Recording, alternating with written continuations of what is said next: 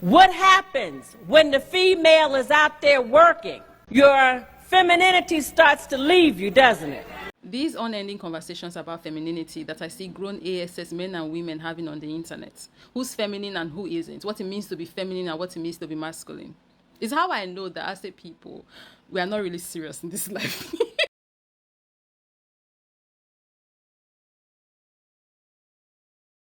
What's even more interesting to me when I see my people participate in these conversations is that the standard for femininity for them is based off the Europeanized standard of femininity. And I find it very interesting. The video I'm stitching right now, right, that's a woman quoting a rape to the deceased white man, an enslaver, I believe Lily Lynch was, right?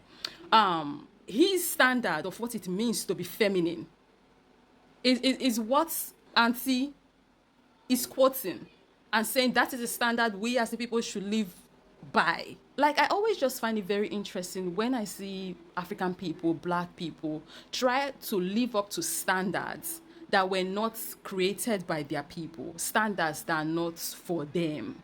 You want to force your way into it so bad when you have your own standards. Because we're talking about femininity now in the context of Europeanized or European standard of femininity. Femininity through the lens of a European man or whatever, right? That is what it is for them. It wasn't what femininity looks like in the African continent, in African cultures. It wasn't like that. We bloody had queens that were ruling kingdoms. We have women that used to go to war. They led men in war, a bit to war, English, whatever. But we want to sit here in that comment section, or you people are already sitting there in that comment section talking about, yes, it's true, we really missed the mark. What mark are you people talking about? Because that mark never existed on the continent. Femininity on the continent is very different. We are living in this same continent where now women, they spearhead certain industries. I'm from Nigeria, right? In the Nigerian society, marketplace, for example, now women get them. Now them be the odogus for that. They spearhead that industry. Hair business in Nigeria, now women get them. We spearhead industry. We have our sections here where we work. And we have been doing this historically.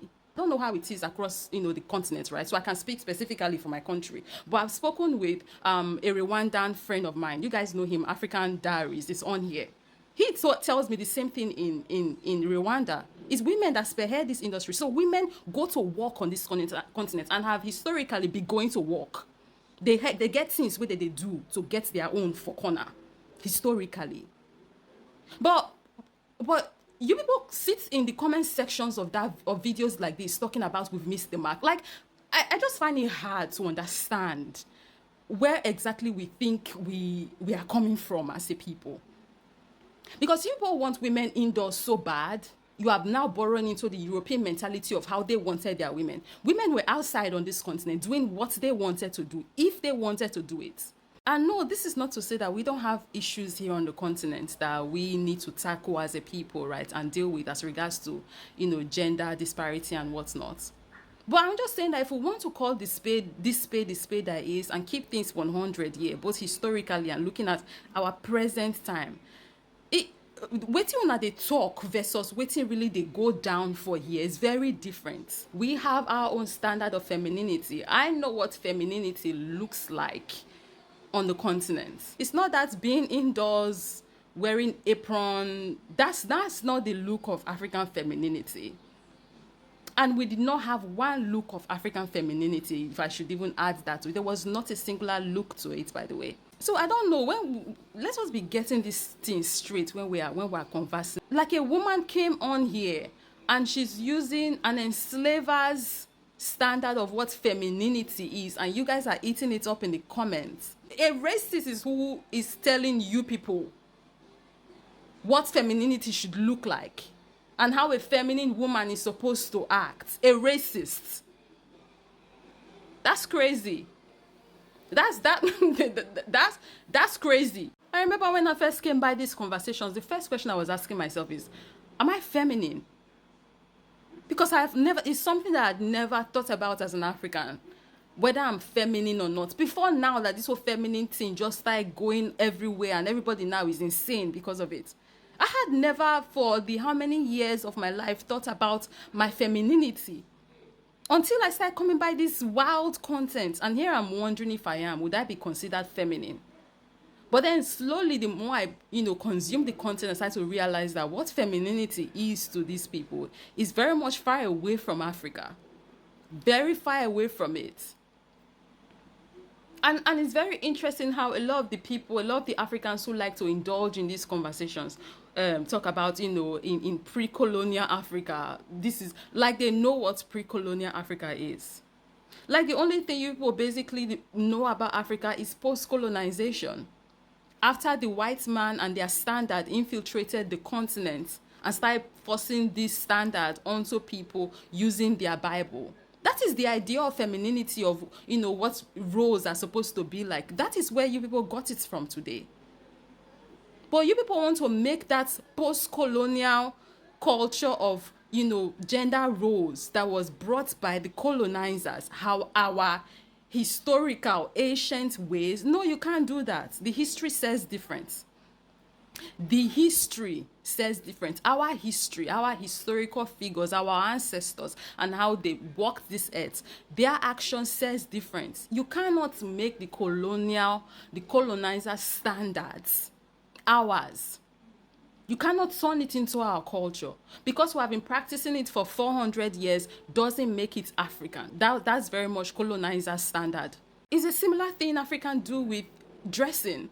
They see a young girl wearing a crop top and all of a sudden they tag her immoral, indecent. Talking about how Africans are not like this. In African culture, we cover up. Which African culture are you people talking about? Because our cultural attires says very different. Look at Igbo women and their cultural attire. What did they wear? Not be crop top and mini skirt with their cultural dress. Crop top and mini skirt started in Africa. Off shoulder started in Africa. So when you people say African culture we cover up, look at our South African women. I believe it's the if I'm not mistaken, I stand corrected here, please. The Eswatini, is it Soto people, please correct me. The cultural attire for like young maidens, nothing. But you people want to talk about African culture and how modest and cover up we are supposed to be. This is what happens when a group of people don't know who they are. They don't know where they are coming from. So how can they know where they are going? So of course they believe the colonizers' culture is their culture because they have been practicing it for 400 years now. Because it was injected into the continent during colonization and slavery by the colonizers and enslavers. Now you think their culture is yours. You think their standard is yours. And with your ignorance, you utter these words with full confidence, with your full chest, you dey talk am.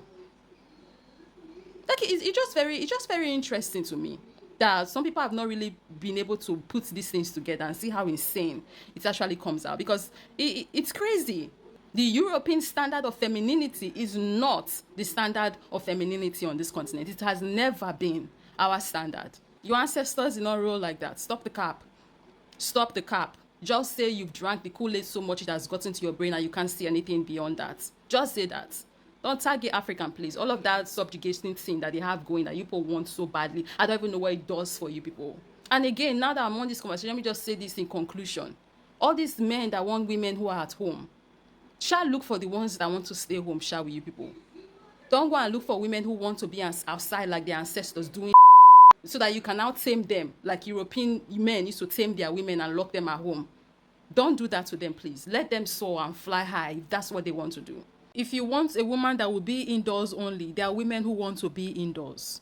Women who share your belief. Go and look for those ones and leave women who want to be outside alone. Thank you.